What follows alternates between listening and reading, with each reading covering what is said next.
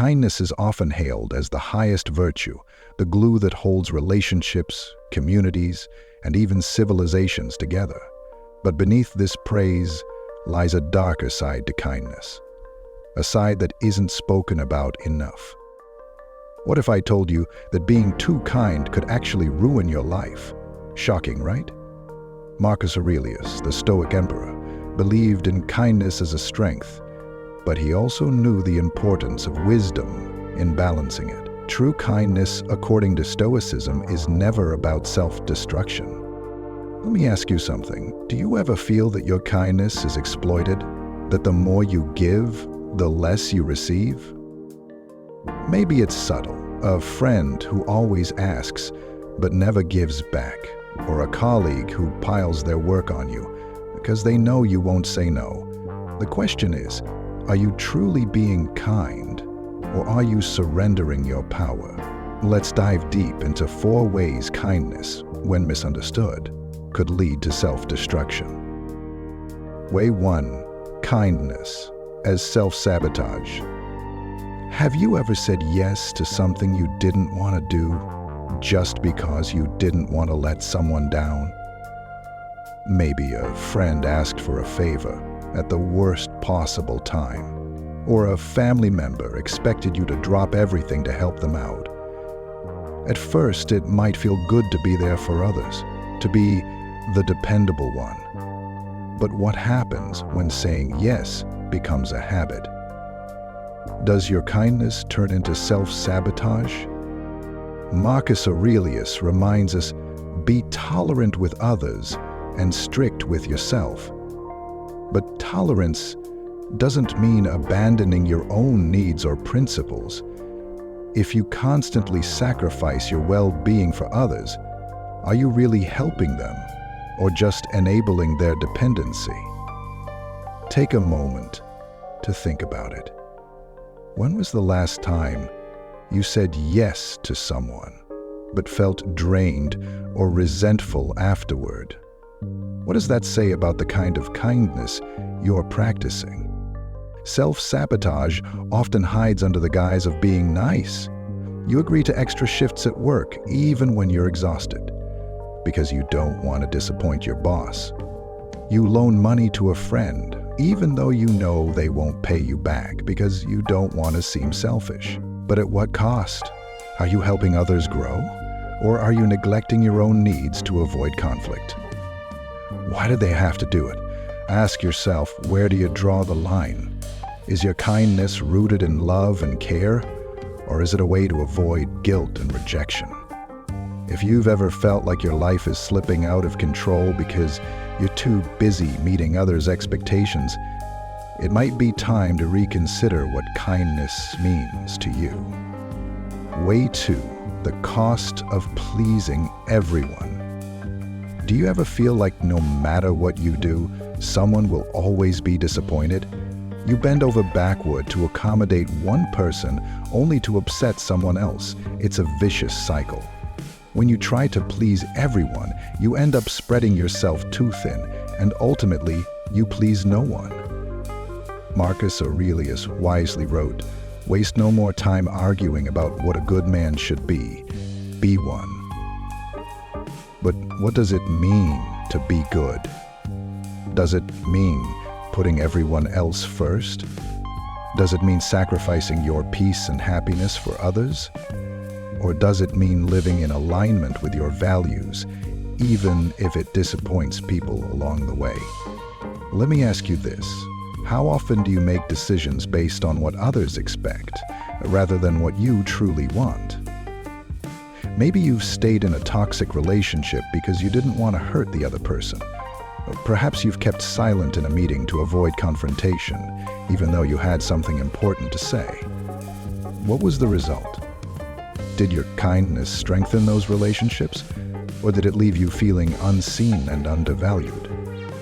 Stoicism teaches us to focus on what's within our control, our actions, thoughts, and choices.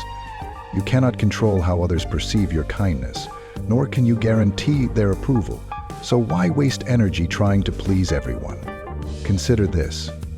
If you stopped trying to meet everyone's expectations, how much lighter would your life feel? Way 3. Emotional exhaustion and resentment. Kindness should feel good. It should uplift both the giver and the receiver. But what happens when it doesn't? What happens when your acts of kindness leave you feeling drained, unappreciated, or even resentful? If this sounds familiar, you might be trapped in a cycle of emotional exhaustion. Think about the last time you went out of your way for someone. Maybe you stayed up late helping a friend with a project, or you took on extra responsibilities at work to help a struggling colleague. How did they respond? Did they thank you? Did they reciprocate? Or did they act as if your kindness was expected, as if it were their right? Marcus Aurelius tells us, the best revenge is not to be like your enemy. But what about when the enemy is your own unrealistic expectations? Kindness, when transactional, can backfire. You might expect gratitude, recognition, or even a return favor. When those expectations go unmet, what do you feel? Disappointment? Anger? Does it make you question your kindness? Here's a tough question. Are you truly being kind, or are you looking for validation? It's not wrong to want appreciation, but when your sense of worth becomes tied to how others respond to your kindness, you set yourself up for pain. Imagine if you could give freely without expecting anything in return. Would your kindness feel different? Would it feel lighter, more authentic? Way 4. The loss of authenticity. Do you ever feel like your kindness isn't really you? Like you're putting on a mask to fit into what others expect? Maybe. You smile when you don't feel like it, agree when you want to disagree, or offer help when you're barely managing your own responsibilities. If this resonates, you might be losing touch with your authentic self. Marcus Aurelius advises, if it is not right, do not do it. If it is not true, do not say it. True kindness comes from a place of authenticity, not obligation. But society often pressures us to conform. We're taught to avoid conflict, to keep the peace, to be nice at all costs. Over time, this conditioning can erode your sense of self.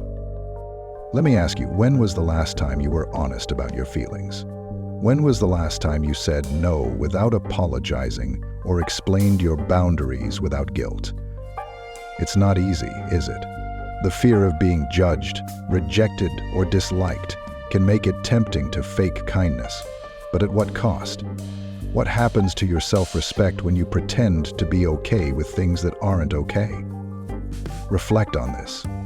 Is your kindness a gift you freely give? Or is it a disguise you wear to avoid discomfort? Marcus Aurelius reminds us that living in alignment with our true nature is the key to a fulfilled life. Are you living in accordance with your nature? Or are you playing a role that's slowly eroding your soul? Diving deeper, the hidden roots of toxic kindness. Why is it so hard to break free from the cycle of destructive kindness? For many, the roots go deep, into childhood, culture, or societal expectations. Perhaps you grew up in an environment where love was conditional, where being good meant sacrificing your needs to please others. Or maybe you've internalized the belief that your worth is tied to how much you give. Take a moment to think about this. What does kindness mean to you? Is it a choice, or does it feel like an obligation? Have you ever paused to question where your need to be kind comes from? Marcus Aurelius urges us to examine our beliefs, to strip away illusions and face reality. So, what's the reality of your kindness? Breaking free, reclaiming kindness with wisdom. Imagine if your kindness didn't come from fear, guilt, or the need for approval. Imagine if it came from a place of strength, clarity, and love, both for others and for yourself. Marcus Aurelius teaches that true kindness is an expression of inner harmony, not outside events. You have power over your mind, not outside events. Realize this, and you will find strength. So let me ask you, what kind of kindness do you want to embody? What steps can you take today to reclaim your power and practice kindness with wisdom?